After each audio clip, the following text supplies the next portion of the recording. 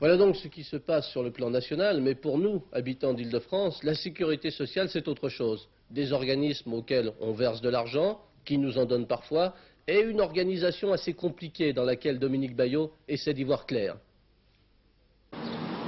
La sécurité sociale, tout le monde connaît, mais on ignore généralement la complexité de cet organisme créé officiellement en 1947.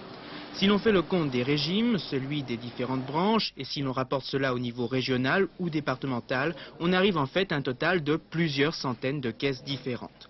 Mais laissons de côté les particularités. La sécurité sociale, c'est avant tout, aux yeux du grand public, l'assurance maladie.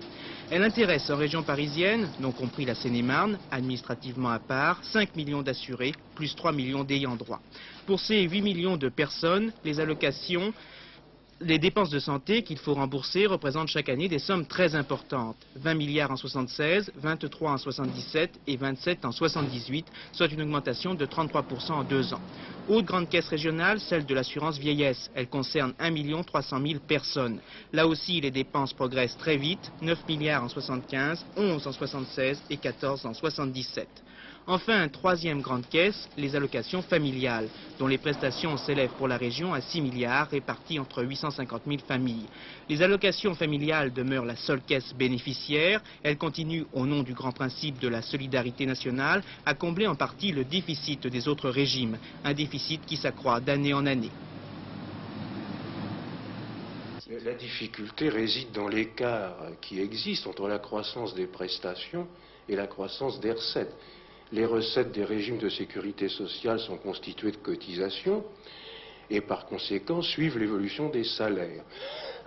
Les salaires s'accroissent actuellement d'environ 11 ou 12% par an, alors que les prestations croissent de 18 ou 19% suivant les branches.